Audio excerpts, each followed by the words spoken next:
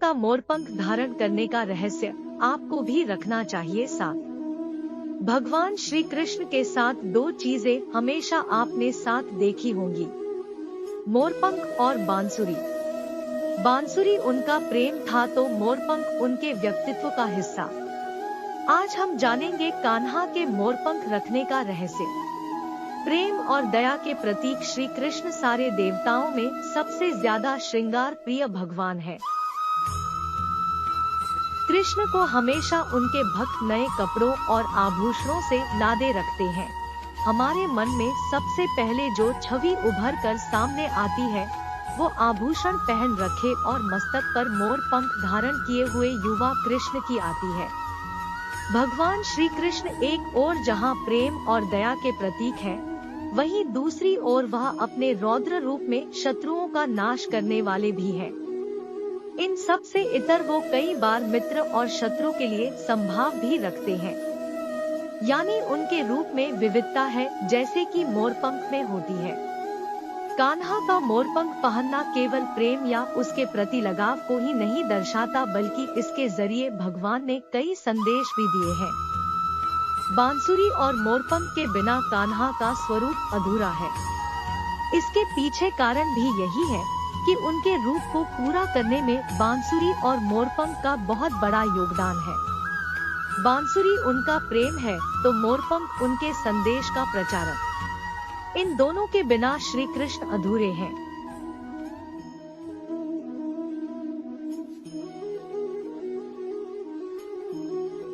मोरपंख उनके सिर पर क्यों सजा है, इसके पीछे एक नहीं कई कारण है। आइए आज इन कारणों को जानें। ऐसी मान्यता है कि मोर ही एक ऐसा प्राणी है जो पूरे जीवन काल ब्रह्मचर्य व्रत का पालन करता है।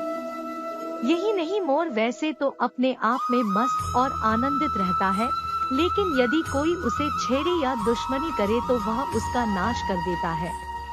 ठीक इसी तरह भगवान श्री कृष्ण खुद में मस्त रहने वाले हैं, लेकिन यदि कोई उनसे शत्रुता ठानता है तो वह उसे किसी भी हाल में नहीं छोड़ते, वह उसका समूल नाश कर देते हैं। राधा से प्रेम का प्रतीक भी है। मोरपंख कान्हा के साथ रहने की एक बड़ी वजह उनका राधा से उनका अटूट प्रेम है। राधा के महल में ढेर सारे मोर थे और जब एक बार कृष्ण की बांसुरी पर राधा नाचने लगी तो मोर भी मद मस्त होकर नाचने लगे और एक मोर का पंख नाचते हुए नीचे गिर गया। तब श्री कृष्ण भगवान ने इसे पंख को उठाकर अपने माथे पर सजा लिया। मोरपंख को उन्होंने राधा के प्रेम के प्रतीक के रूप में माना। शत्रु को भी दिया विशेष स्थान। कान्हा के भाई थे बलराम, जो कि शेषनाग के अवतार थे। मोर और नाग एक दूसरे के दुश्मन होते हैं, लेकिन कृष्ण जी के माथे पर लगा मोरपंख यह संदेश देता है कि वह शत्रु को भी विशेष स्थान देते हैं। मोरपंख को माथे पर लगाकर उन्होंने यह बताया है कि मित्र और शत्रु के लिए उनके मन में संभाव है। सुख और दुख का प्रतीक। जिस तरह से जीवन में सुख और दुख के कई रंग होते हैं, वैसे ही मोरपंख भी कई रंगों में होता है। ये मोरपंख बताता है कि जीवन के रंग को जैसा हम देखते हैं वैसा ही दिखता है। यानी दुखी मन से हर रंग बेरंग लगता है, लेकिन मन प्रसन्न हो तो हर रंग चटक नजर आता है।